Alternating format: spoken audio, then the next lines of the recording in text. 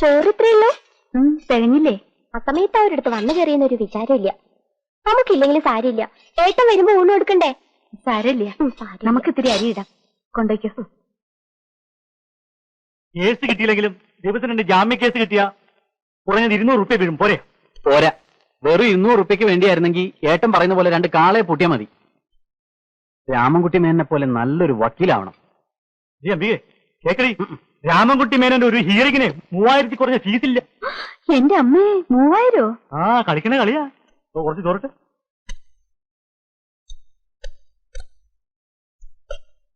ഞാൻ എണീക്കണു, എന്റെ കൈ ഉണങ്ങി. എണീറ്റു. ഉണ്ണുമ്പോ എനിക്ക് സാവധാനം ഇരുന്ന് ഉണ്ണണം. എനിക്കിവിടെ വന്ന വിശപ്പ് കൂടുതലാ. അതിപ്പോ എവിടെ ചെന്നാലും കുറവൊന്നുമില്ല. കഴിഞ്ഞ കൊല്ലം പനയൂർ ചെറിയച്ഛന്റെ മോളുടെ കല്യാണത്തിന് 2ാം മന്തി തുടങ്ങിയിട്ടും ദിവാരേട്ടനിരുന്ന് തട്ട് തന്നെ. അവിടെ പിള്ളേര് കളിയാക്കി പറയണ കേട്ടപ്പോ എന്റെ തോലുരിഞ്ഞു പോയി. ഒന്നും മിണ്ടാതിരിക്കടി. കുഞ്ഞമ്മായി, നമ്മളൊരു പേരിട്ടില്ലേ, ടീച്ചറപ്പായി. അതിനിത്ര കളിയാക്കി ചിരിക്കാൻ എന്താ ഉള്ളേ? ഓടി അവിടുന്ന്. വയസ്സിന് മൂത്താരോടാ കളി പറയണേ? പിള്ളേരുടെ മോഹം കഴിയിക്ക്. വാ.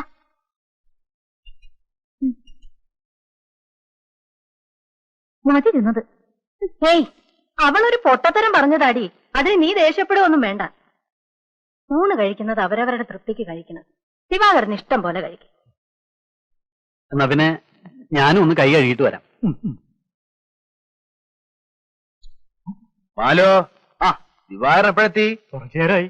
ഇരിക്കു ദിവാകര. ഊണ് കഴിച്ചോണ്ടിരിക്കുമ്പോ രാജാവ് വന്നാലും എഴുന്നേൽക്കണ്ടെന്നാ. എന്തേ കുഞ്ഞമ്മാമേ? രാജാവ് വന്നാലും ഞാൻ എണീക്കില്ല. ഏട്ടൻ വന്നാ ഞാൻ എണീറ്റ് പോകും. ഇനി ഇരിക്കാലോ. 2 ദിവസം കൂടെ തീർത്തോളാം. എന്നിട്ട് ഉപ്പില്ല മുളകില്ലാന്ന് പരാതി. ഞങ്ങളാരും പുറത്ത് വിൽക്കുകയൊന്നുമല്ല, കുടുംബത്തെ ആവശ്യങ്ങൾക്ക് തന്നെ എടുക്കണേ. ഏട്ടനിരിക്കൂ. നമുക്ക് ഒരുമിച്ചിരിക്കാം. കുഞ്ഞമ്മാമ ഇരുന്നോട്ടെ. എന്നാ കുഞ്ഞമ്മാമ വരുന്നോളൂ. കുഞ്ഞമ്മാമക്കല്ലേ വിശപ്പും ദാഹമൊക്കെ.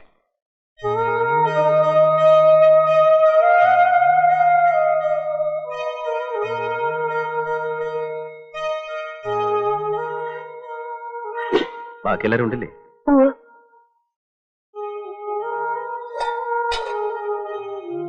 ഇനിയിപ്പോ അരി ഇടാനൊന്നും നിൽക്കണ്ട.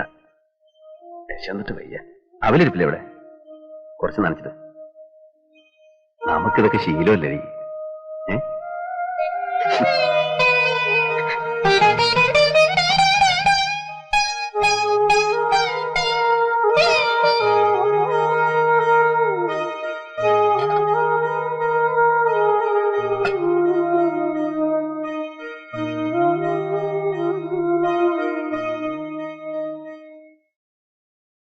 വല്യമാമയെ കണ്ടില്ലെന്നും പറഞ്ഞ് 2 ആൾക്കും വലിയ വിഷമം. എന്താണ്? എത്രയിലവള്? പറയടി വല്യമാമയോട്. 3ലേക്ക്. ഇവള് പഠിക്കാൻ മിടുക്കിയ. ഇവളെയും ചേർക്കണ ഇക്കൊല്ലം. ഉണ്ണിമൂനെയും ചേർക്കണം. വീട്ടിലെ ശല്യം കുറയുമല്ലോ. എന്റെ മക്കളെ കൊണ്ട് ഒരു ശല്യമില്ല. ഇവള് കലാകാരിയാ. പാട്ടൊക്കെ പാടും. വല്യമാമയ്ക്ക് ഒരു പാട്ട് പാടി കൊടുക്കുമോളെ.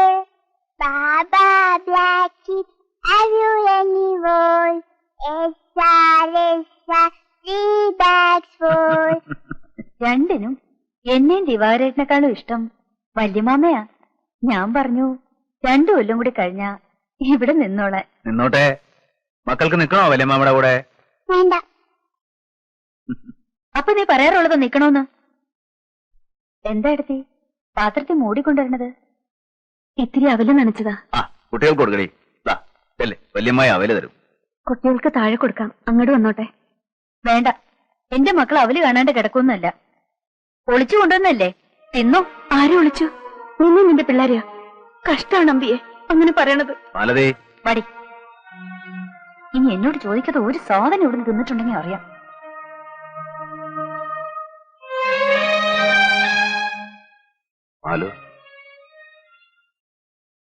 സാരല്ലടി, അവളൊരു പൊട്ടിക്കാളി എന്നറിയില്ലേ നിനക്ക്? അവളറിഞ്ഞു ഇത് നമ്മുടെ ഉച്ചൂണെന്ന്. നളിനിയോ? അവൾ അടുക്കളയിലിരുന്ന് കഴിക്കണം. അത് കണ്ട ഇനി അവിടെ ബഹളാവോ?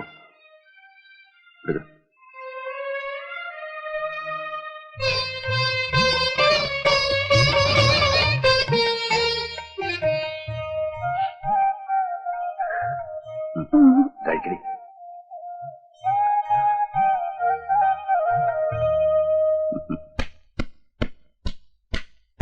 കിരീംക്ക 1 കിലോ എല്ലില്ലാണ്ട്. ആരാ ബിരുന്നാര്? അമ്പികടത്തിയും ഭർത്താവും വന്നിട്ടുണ്ട്. അതോ എന്ന് വന്ന്? 3-4 ദിവസമായി.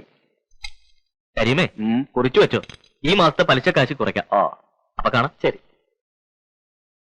എന്റെയും ഇങ്ങടെ ഏട്ടന്റെ ഒക്കെ കായ് കൊണ്ട് തിന്നണ ഹമുക്കാണ്. കയ്യില് വരണ കാശൊക്കെ എങ്ങടാ പോണേന്നൊരു പിടിയില്ല.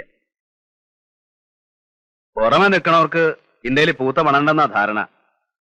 വലിയ മാളിയം വീടൊക്കെ അല്ലേ കാണണേ. നല്ല കാലത്ത് കാരണവന്മാരുണ്ടാക്കിയിട്ടതുകൊണ്ട് എത്ര പേർക്ക് വേണേലും താമസിക്കാം. അതെന്നെ മഹാഭാഗ്യം. ആ എടത്തി, ആ കുട്ടികളെ ടോയ്ലറ്റിൽ മൂത്രം ഒഴിപ്പിക്കുകയും കക്കുസക്കരിത്തൊക്കെ ചെയ്യണേ. അല്ലാതെ പിന്നെ എന്റെ പുസ്തകമൊക്കെ എടുത്ത് ചീത്തയാക്കാതെ നോക്കണം. ഭയങ്കര വിലയാ ഓരോന്നിനും. നീ ഉരുകണ്ട, എന്റെ മക്കൾ അതൊന്നും തൊട്ട് നോക്കും കൂടി ഇല്ല. അതുകൊണ്ട് നീ പേടിക്കണ്ട. അവിറ്റങ്ങളുടെ അച്ഛനായിട്ടില്ല പറ്റും. പുസ്തകം കണ്ടാൽ അയ്യേ ഏതാണ്ട് വൃത്തിയായിട്ട സാധനം കാണുന്ന പോലെ.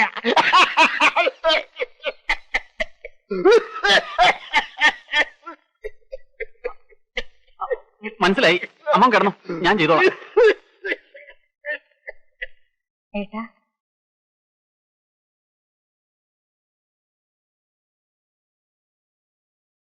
ഞങ്ങള് വന്നിട്ട് ആഴ്ച 1 കഴിഞ്ഞു. ഏട്ടനൊന്നും പറഞ്ഞില്ല. ഞാൻ എന്താ പറയണ്ടേ? 3 ഏക്കർ ഭൂമിയും 24 പറക്കും നിലവല്ലേ ആകെയുള്ള മുതല്. അതിൽ നിന്റെ ഭാഗം തരണോണ്ട് എനിക്ക് യാതൊരു വിരോധവും ഇല്ല. വിറ്റാൽ ഈ മലമൂട്ടിൽ നല്ല വില കിട്ടില്ല. എന്നാ നിങ്ങൾ വന്ന് പണിയെടുക്കൂ, അതും ഉണ്ടാവാൻ പോണില്ല.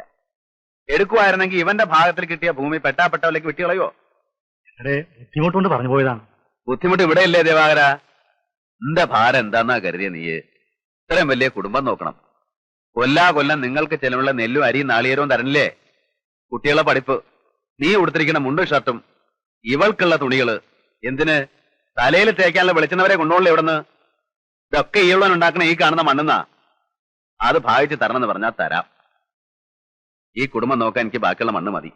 പക്ഷെ അതോടെ തീർന്നു. പിന്നെ ഒരു കാന്താരി മുളക് ഇവിടെ നിന്ന് കിട്ടുമെന്ന് കരുതണ്ട. ഇവളോട് ഞാൻ പറയാറുള്ളതാ, ഏട്ടന്റെ ബുദ്ധിമുട്ട് നമ്മൾ മനസ്സിലാക്കണം. എത്ര ബുദ്ധിമുട്ടിയാലും നമുക്ക് 1000-2000 വേണമെങ്കിൽ ഏട്ടൻ തരാതിരിക്കൂ. എന്റെ ബുദ്ധിമുട്ട് പറഞ്ഞ എല്ലാവർക്കും സ്വരിക്കട. എന്റെ മക്കളെയും ഗതി. അതൊക്കെ അങ്ങനെ നടക്കും. ഏട്ടൻ സമാധാനമായിട്ട് പോയി കിടന്നുറങ്ങും. ഞാൻ ഒരു 1000 ഉറുപ്പ്യ എങ്ങനെ ഉണ്ടാക്കി കൊടുക്കാന്നുള്ളത് പറഞ്ഞു. ഓ, ഓ.